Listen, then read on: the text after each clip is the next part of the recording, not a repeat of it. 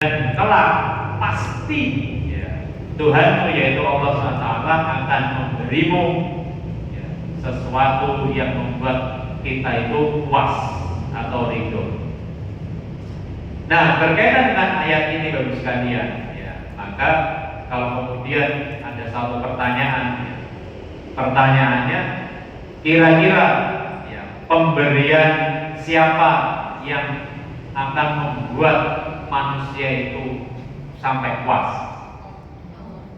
Pemberian siapa Ibu? Ya, pemberian satu-satunya pemberian yang bisa membuat manusia itu puas adalah pemberian Allah. Ya, jadi kalimat yang lainnya, setiap pemberian selain Allah tidak akan membuat manusia puas. Ya, kata manusia diberikan berapapun, ya, ibu-ibu diberikan berapapun oleh suaminya, kira tahu betul? Nah, biasanya kira. Ya. Karena apa? Karena ini nasnya Allah. Jadi yang nantinya akan membuat manusia itu puas, ridho dengan sesuatu pemberian, itulah pemberian dari Tuhannya, pemberian dari Allah. Kemudian pertanyaan yang kedua, kapan ya pemberian Allah itu bisa memuaskan manusia? Kapan itu? Ya, di akhirat. Iya.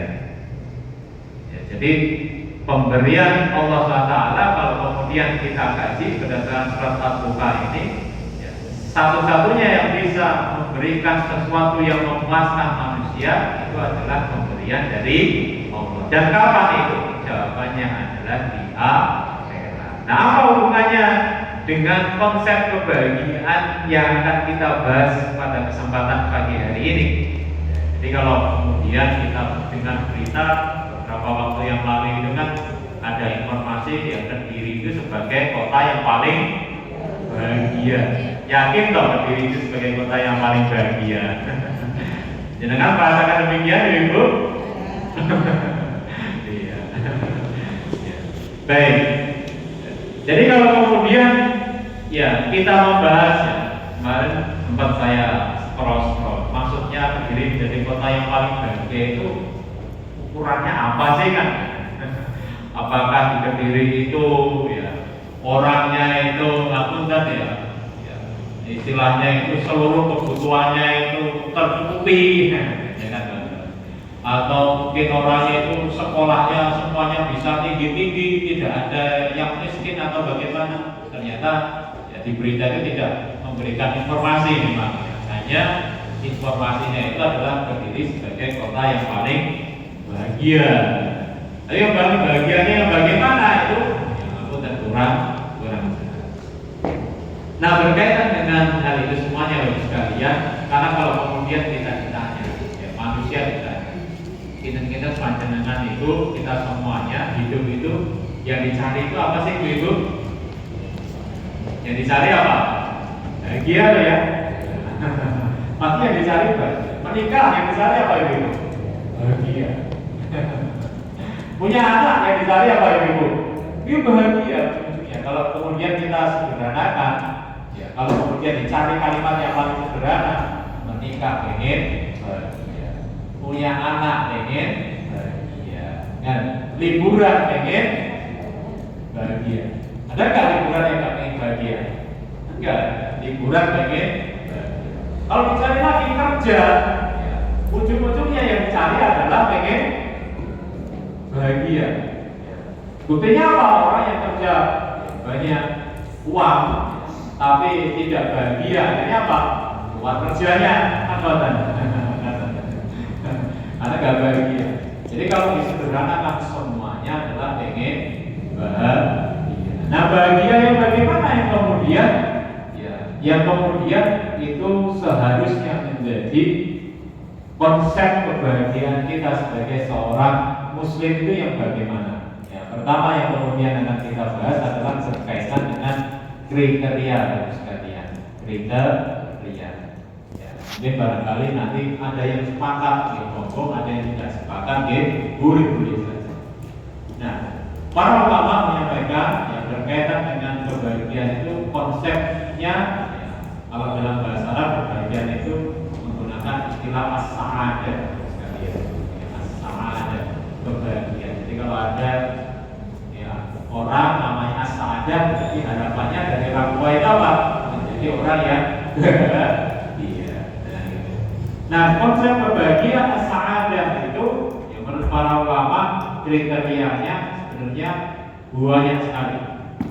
Kalau kita membaca atau kalau kemudian kita membaca kitab-kitabnya para ulama itu sangat banyak sekali. Kalau kemudian saya sederhanakan, maka kriteria kebahagiaan itu cuma ada dua sekalian.